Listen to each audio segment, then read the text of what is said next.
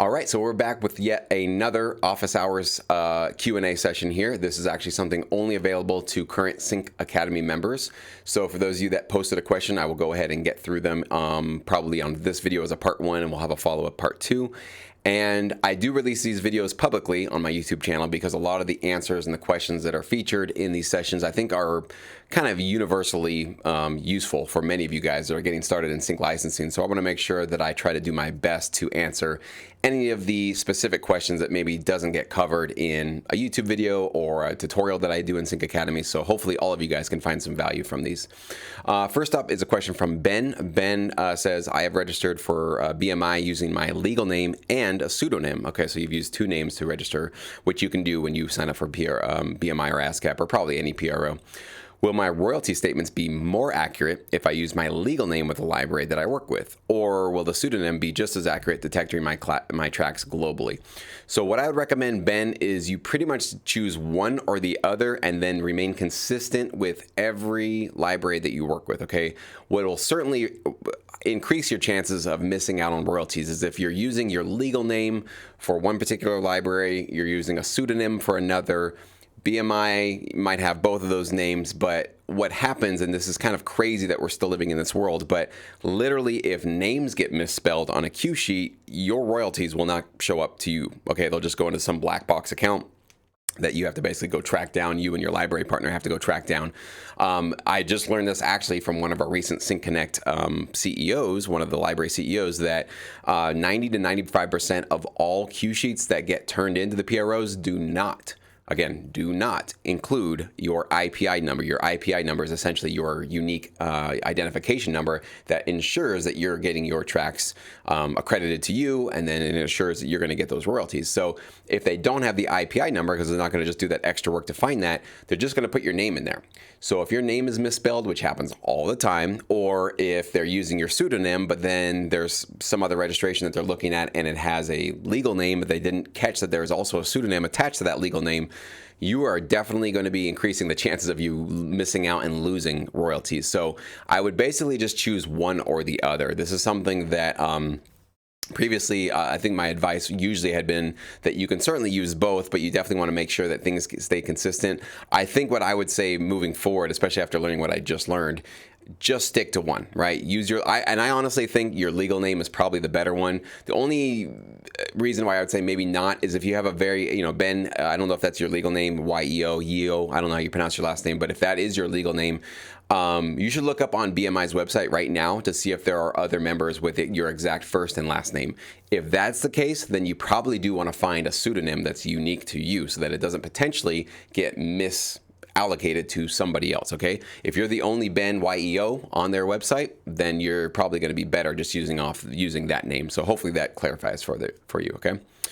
Justin has a question here. So do most libraries typically move slowly when working with new talent? That's hard to say of most libraries and if they typically do. So some definitely were slower than we'd like and some are pretty quick.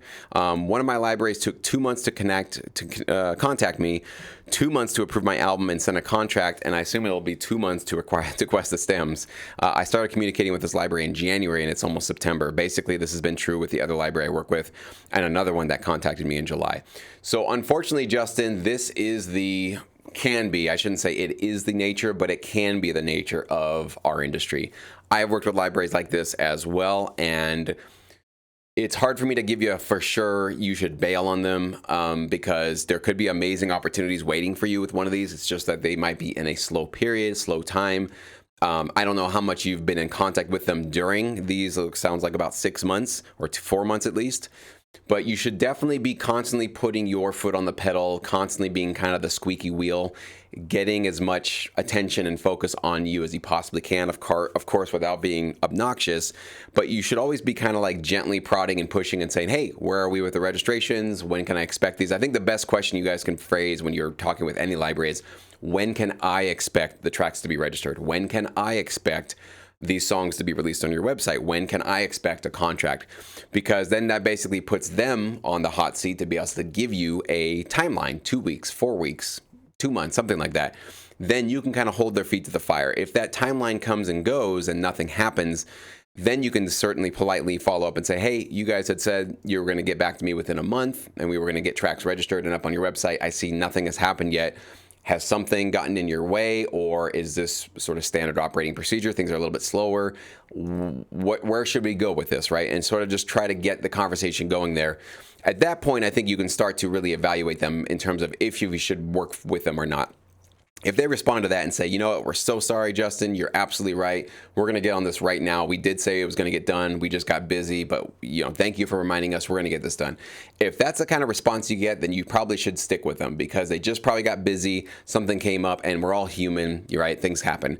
If they take another 2 weeks to get back to you, or if they say, hey, just chill, bro, we'll get on it when we get on it. If they give you any sort of grief that you're asking to like kind of hold them accountable, that to me would be a red flag and a reason why I would want to maybe just move on to another company. So unfortunately, it sounds like you've sort of gotten yourself into a few of these companies where whether it's bad business, whether it's just them being busy, it's hard for me or anybody to really tell. Nobody knows really what's going on in their lives. Hopefully with Sync Connect, you guys will start to see that. That's exactly what we're getting insights to for these monthly Zoom calls.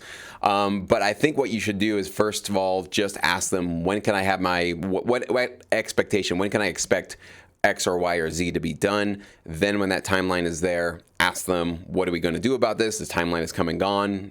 What should we do? Then you can really sort of test how they respond to you. And that's really a great way for you to ensure you don't go down the road maybe 2 or 3 years with a company that is moving this slowly. Because if they're moving this slowly with registrations and getting your tracks out there and getting your contract to you, how slow they're going to be to getting you opportunities and getting you your sync fees and getting you consideration fees if they're offering those, right?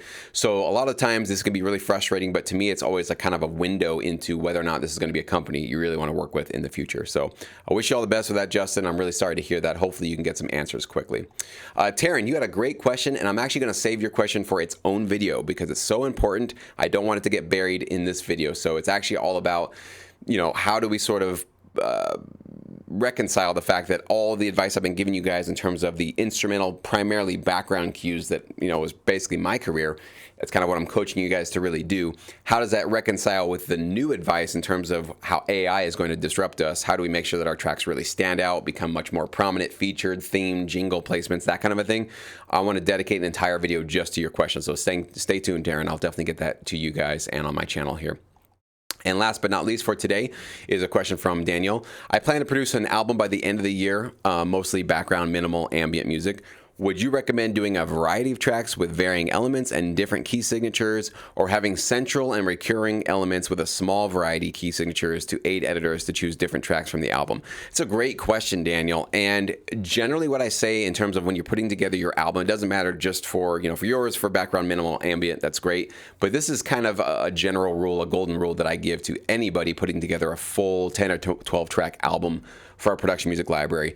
You want to probably lean more towards minimizing your elements in terms of not having it be so diverse and so wildly different between the 10 tracks that it feels like almost it could be 10 different albums that these tracks belong to. So you can definitely use different key signatures, different tempos, different time signatures. You can go across the board and all that kind of stuff. But in terms of elements, instruments, sounds, what I tend to like to do when I'm putting together a full 10 or 12 tracks is I'll probably come up with one template in my DAW, and I'll pretty much use those same elements, instruments, sounds for probably 3 cues, maybe 4 if I can really stretch it and make them sound diverse enough. But I kind of want to have some consistency between 3 or 4 cues. So they're probably going to be very similar in their emotion, in their mood, in their vibe, but probably all in different keys, certainly probably different tempos. Sometimes I can share tempos, but a lot of times I like to split things up. I'll probably want to have one that's more 4/4, one that's more 3/4. Might have a few that are more swung or a different kind of rhythmic feel, right? But you probably want to use, let's say, 3 or 4 tracks with that one template, so they all kind of sound like they are matched together. Then I want to reinvent my template. Then I'm going to go find new bells and drones and drums and pianos or whatever it is that I'm using for my track. Have a new sound template that really feels cohesive. And again, how do I make these decisions? Well, I always use reference tracks. So if you're not using a particular reference track from a production music library that you're either working with or you want to work with, go find one. That's basically what we're coaching you guys through with our Sync Edge service. But you can do this 100% on your own. You can basically go search for a production music library through a Google search, find the ones that you are really interested in that have high quality music in your style, and literally use those as your reference guide and listen to what instruments are in those tracks, what kind of sounds, what kind of effects, what's the panning, outlook like, what kind of a mix does it have, how big are the drums, how consistent are the drums coming in at the beginning, are they waiting till the end? Like really use those reference tracks to guide you in terms of your instruments and the structure of what you're putting together.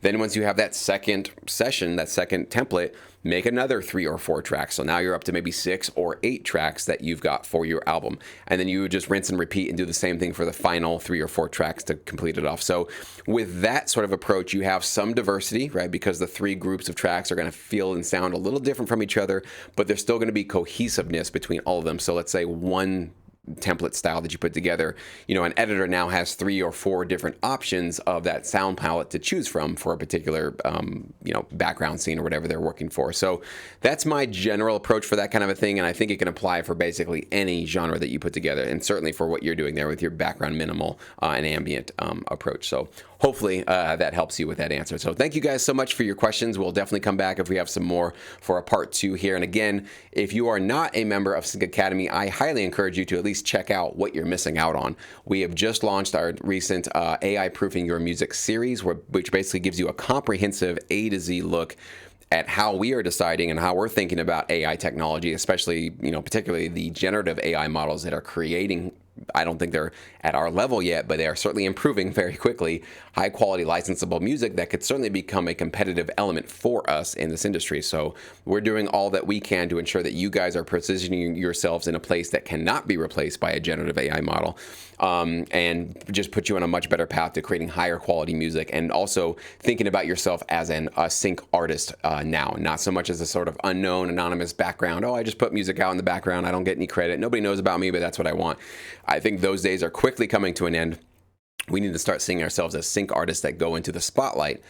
So there's a lot of things you can do to basically start doing that. So click on that link below if you want to learn more about Sync Academy and all the really cool things that we're doing inside of this great community.